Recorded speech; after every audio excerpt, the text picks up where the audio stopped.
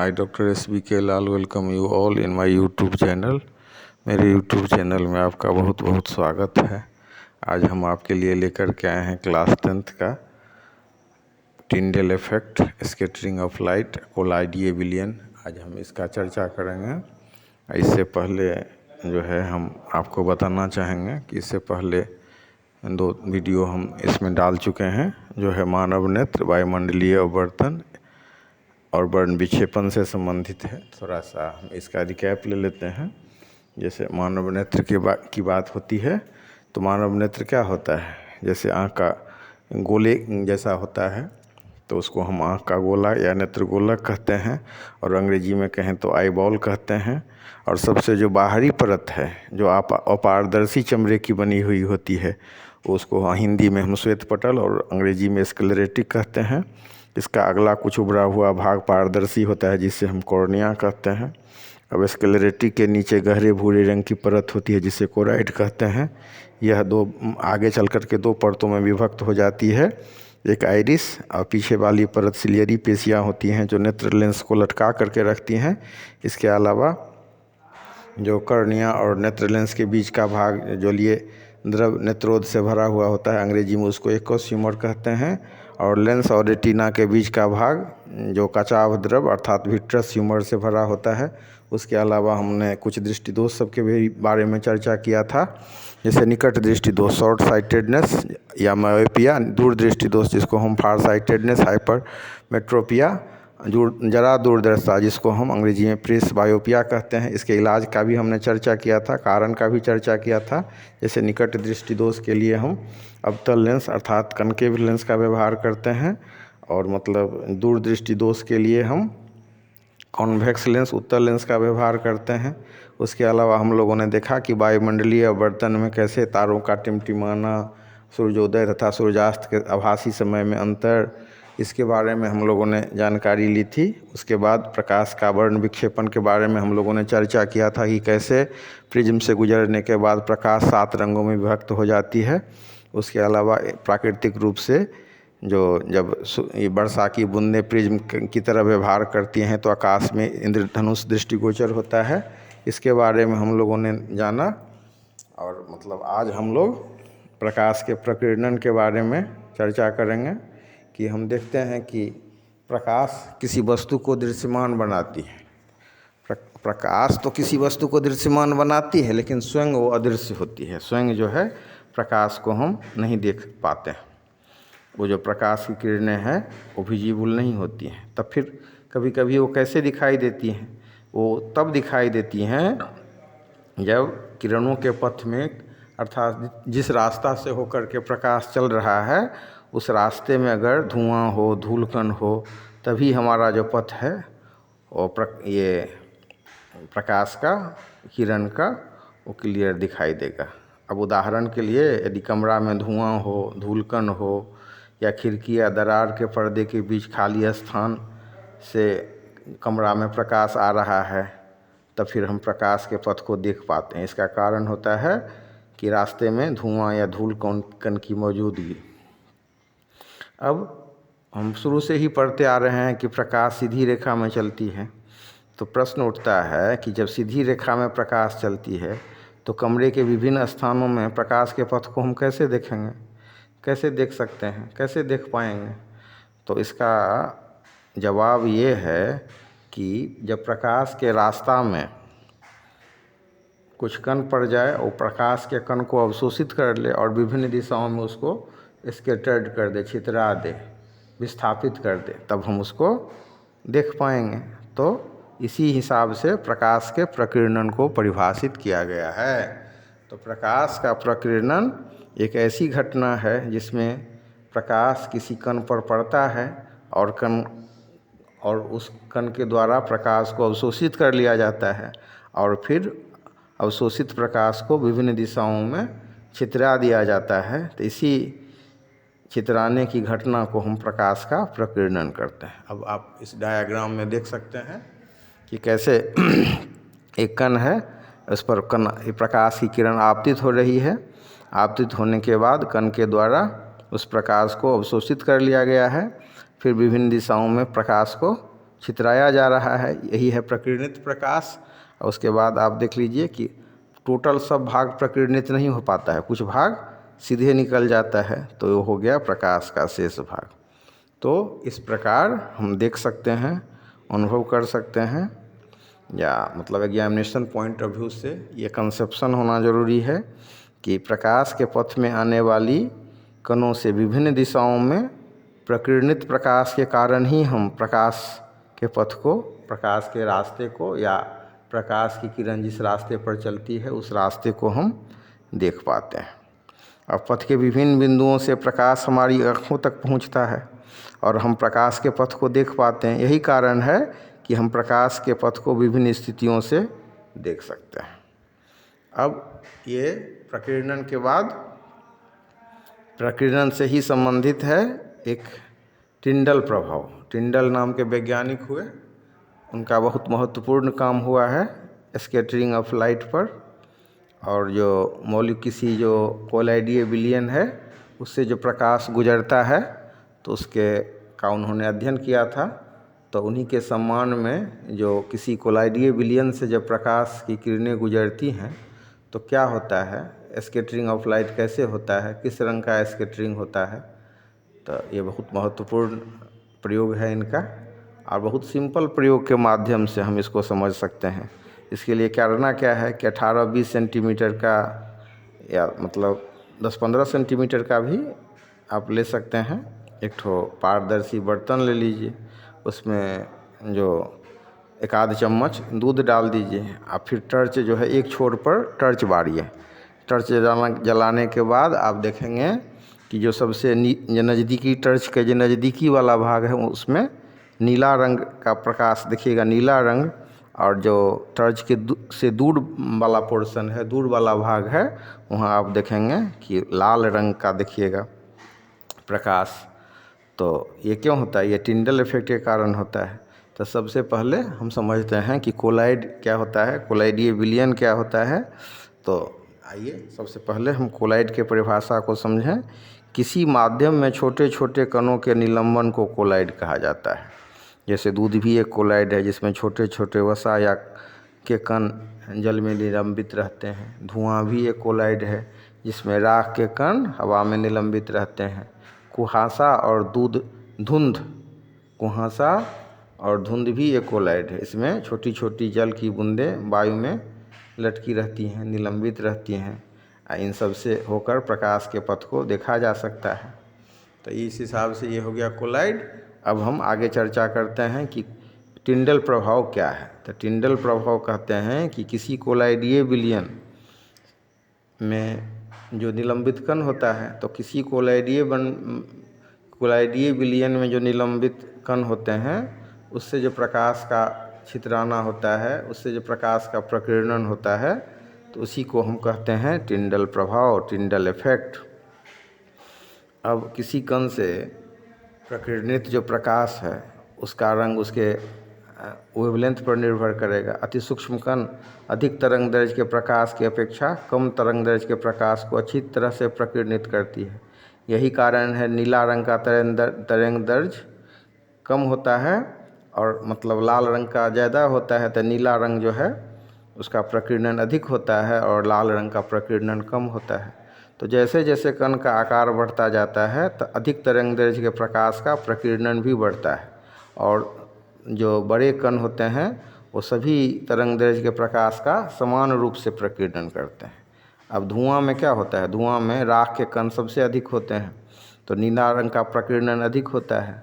धुआं हल्का नीला, इसीलिए धुआं जो है सो हल्का नीला प्रतीत होता है, क्योंकि नीला ही रंग को प्रकीर्णित कर पाता है। वो मतलब वो जो धुआं है उसमें से नीला रंग ही प्रकीर्णित हो पाता है। बादल सफ़ेद दिखाई देता है क्योंकि इसमें पानी का बूंदों का आकार बड़ा होता है, और वो जो है सो सभी तरंग दैर्ध्य को समान रूप से प्रकीर्णित करेगा। तो फिर क्या हो जाएगा? उसका रंग उजला दिखाई देगा। इस हिसाब से हम ये प्रकाश के विभिन्न रंगों के प्रकीर्णन को हम समझ सकते हैं। और अभी अभी जो हम बताए हैं कि टर्च वाला प्रयोग और नाल एक 18-20 या मान लीजिए कि थोड़ा छोटा बड़ा भी हो सकता है, 25 सेंटीमीटर तक का भी आप ले सकते हैं। एक नली ले लीजिए, पारदर्शी नली, शीशा का नली हो तो सबसे अच्छा। और उसमें एक आध चम्मच दूध डाल दीजिए और उसके एक छोर पर जब हम प्रकाश उपलब्ध कराते हैं हम टॉर्च से, शक्तिशाली थोड़ा सा पावरफुल टॉर्च से, तो हम देखेंगे कि टॉर्च के नज़दीक में नीला रंग दिखाई देता है और टॉर्च से दूर लाल रंग दिखाई देता है। अब इसका भी हम टिंडल इफेक्ट के माध्यम से इसको व्याख्यायित कर सकते हैं, इसका व्याख्या कर सकते हैं, इसको एक्सप्लेन कर सकते हैं कि कैसे बर्तन के एक ओर देखने पर पानी दूध के मिश्रण का रंग टॉर्च के दूरी के हिसाब से बदलता है, टॉर्च के पास में कैसे ओरी नीला रंग होता है और क्यों टॉर्च से अधिक दूरी पर मिश्रण का रंग नीला या लाल दिखाई देता है। तो सबसे पहले किसको स्कैटर्ड करेगा, किसको छितराएगा, प्रकीर्णित करेगा, कम वेवलेंथ को। तो नीला रंग का जो वेवलेंथ है वो कम है, इसीलिए जो हमारा नीला प्रकाश है उसको प्रकीर्णित कर दिया जाता है आसानी से। तो यही कारण है कि टॉर्च से अधिक दूरी पर मिश्रण का रंग लाल दिखाई देता है और टॉर्च के पास में उसका रंग नीला दिखाई देता है। अब बर्तन की दूसरी ओर से देखने पर टॉर्च लाल दिखाई पड़ता है। अब गौर करके देखिएगा, बहुत सिंपल सा एक्सपेरिमेंट है, इसको बहुत आराम से आप कर सकते हैं। इसको करके देखिए, फिर कमेंट बॉक्स में आप हमको बताइए। अगर आप इस चैनल पर नए हैं तो चैनल को लाइक, शेयर और सब्सक्राइब करें, ताकि अलग अलग जो विषय से संबंधित जो वीडियो है आप लोगों तक मैं पहुंचा सकूं, और वीडियो को अंत तक देखें। अब उसके बाद फिर हम चर्चा करते हैं कि टिंडल इफेक्ट के हिसाब से जो नली में हम पानी भर देते हैं उसमें फिर मतलब दूध एक आध चम्मच मिला देते हैं और एक छोर पर जब हम टॉर्च जलाते हैं तो जो हम देखते हैं कि टॉर्च के नज़दीक में नीला रंग होता है और टॉर्च से दूरी पर लाल रंग दिखाई देता है। तो यहाँ इसको व्याख्या कर सकते हैं वेवलेंथ के हिसाब से कि दूध का जो निलंबित कण है और नीले रंग का प्रकीर्णन अधिक करेगा। तो यही कारण है कि टॉर्च के पास मिश्रण नीला दिखाई देगा और फिर जैसे जैसे मिश्रण आगे बढ़ता जाएगा तो फिर जो है वो लाल रंग ही बच जाएगा, क्योंकि लाल रंग को प्रकीर्णित कर पाना थोड़ा कठिन है क्योंकि वो वेवलेंथ ज़्यादा है, तो लाल रंग ही बच जाएगा। तो इस हिसाब से टॉर्च से दूर मिश्रण का रंग नारंगी या लाल दिखाई देता है। तो प्रकृति में भी इस तरह की घटनाएं होती रहती हैं, जिसमें आप देखते हैं कि आकाश का रंग नीला होता है, सूर्योदय और सूर्यास्त के समय सूर्य का रंग लाल होता है। तो इस घटना को भी हम अगर टिंडल इफेक्ट को समझें तो हम इसको बहुत आराम से व्याख्या कर सकते हैं। अब आप देखेंगे कि सूर्य का प्रकाश जब वायुमंडल से होकर के गुजरता है तो उसको किन किन चीज़ों से होकर के गुजरना पड़ेगा।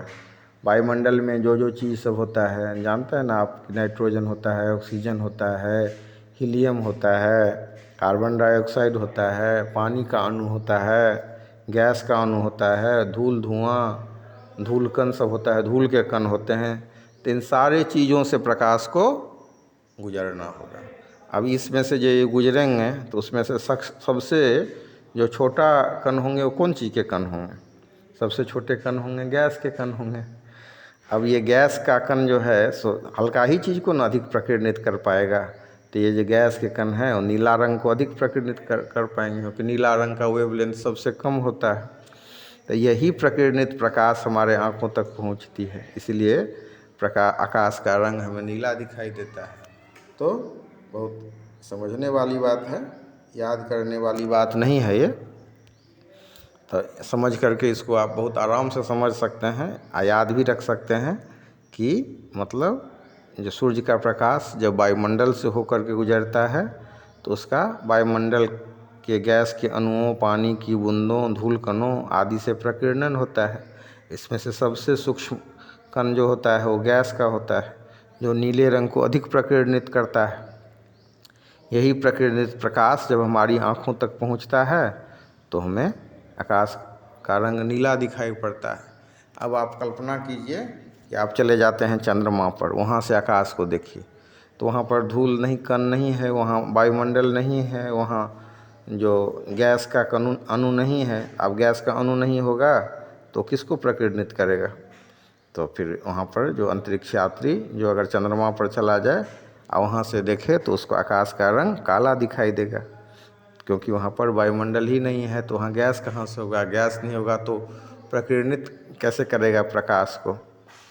तो ये बहुत, इसमें से आप 2-3 चीज़ 4 चीज़ सीख सकते हैं कि सबसे पहले प्रकीर्णन क्या होता है, फिर कोलाइडीय विलयन क्या होता है, कोलाइड जिसको कहते हैं, कोलाइड क्या होता है, उसके बाद टिंडल प्रभाव क्या होता है, उसके बाद मतलब जो एक नली हम लेते हैं उसमें अगर पानी भर दिए पारदर्शी नली में और उसके एक छोर पर हम अगर टर्च दिए तो दूसरे छोर पर जो हमारा प्रकाश का रंग मतलब लाल, एक छोर पर जो टर्च के नज़दीक में है उसका रंग नीला क्यों दिखाई देता है। फिर एक क्वेश्चन उठता है, पूछता है और जानना भी चाहिए, बहुत कॉमन क्वेश्चन है, आकाश का रंग नीला क्यों दिखाई देता है। उसी हिसाब से बहुत महत्वपूर्ण है। अब अंतिम में हम इसकी व्याख्या कर देते हैं कि मतलब सूर्य का रंग लाल क्यों होता है, हमेशा लाल ही क्यों नहीं होता है, कभी बीच में उजला भी क्यों हो जाता है। तो दिन में जो है सूर्योदय के समय में इसका रंग लाल होता है, सूर्यास्त के समय में इसका रंग लाल होता है और दिन के दोपहर में इसका रंग उजला होता है। तो दिन में सूर्य का रंग समय के साथ बदलते रहता है। दोपहर में जब सूर्य सिर पर होता है, नहीं कहते एकदम माथा पर सूरज है, सूरज एकदम बहुत नज़दीक आ गया है, तो उस समय में क्या होता है कि उसी को बोलते हैं कि सूरज का सिर पर होना। तो सूरज के प्रकाश के द्वारा वायुमंडल से होकर की तय की गई दूरी न्यूनतम होती है। जब सूरज नज़दीक होगा तो उस समय में क्या होगा, सूर्य का प्रकाश कम कणों से होकर के गुजरेगा, तो प्रकीर्णन सबसे कम होगा। कम जब प्रकीर्णन होगा तो सूर्य अपने वास्तविक रंग में दिखाई देगा, अर्थात वाइट दिखाई देगा, उजला दिखाई देगा। लेकिन जब सूर्योदय और सूर्यास्त के समय में सूर्य को हम ज़्यादा दूरी पर मान सकते हैं दोपहर के तुलना में, तो उस समय में वायुमंडल से होकर के सूर्य के प्रकाश को अधिक दूरी तय करनी पड़ेगी, और जब अधिक दूरी तय करनी पड़ेगी तो प्रकीर्णन भी अधिक होगा, उसको सूर्य के प्रकाश को अधिक कणों से होकर के गुजरना पड़ेगा, और अधिक कणों से होकर के गुजरना पड़ेगा तो फिर प्रकीर्णन भी अधिक होगा। तो प्रकीर्णन सबसे पहले किसका होता है, हम लोगों ने अभी अभी देखा कि सबसे अधिक प्रकीर्णन सबसे सूक्ष्म जो या सबसे जो छोटे जो कण होते हैं, सबसे जो कम वेवलेंथ वाले होते हैं, तो उसका प्रकीर्णन जो हल्का मॉलिक्यूल्स है वो आसानी से कर पाएगा। तो इसी हिसाब से जो नीला रंग ज़्यादा प्रकीर्णित हो पाएगा। तो ये सूर्य की प्रकाश को जब अधिक दूरी तय करनी पड़ती है और अधिक कणों से होकर के गुजरना पड़ता है, तो सबसे पहले मुख्य रूप से नीले रंग का प्रकीर्णन होगा। तो नीले रंग का प्रकीर्णन होगा तो जो बचा हुआ भाग है वो हमारे आँखों तक पहुंचता है, तो बचा हुआ भाग क्या होगा, लाल रंग होगा। तो जो आपका नीला रंग का प्रकीर्णन हो गया, बचा हुआ जो भाग है वो लाल दिखाई पड़ेगा, तो वही हमारे आँखों तक पहुंचेगा। तो इसीलिए सूरज का रंग हमको मतलब सूर्योदय और सूर्यास्त में सूर्य का रंग हमको लाल दिखाई पड़ता है। तो इसको आप एक डायग्राम के हिसाब से भी समझ सकते हैं कि कैसे ये सूर्य जब हमारे सर पर होता है ठीक ऊपर, आप इसको वर्टिकली समझ सकते हैं, कैसे वायुमंडल में इसको ज़्यादा दूरी तय करनी पड़ेगी, ज़्यादा प्रकीर्णन होगा, और ज़्यादा प्रकीर्णन होगा तो फिर मतलब उसका रंग लाल दिखाई देगा।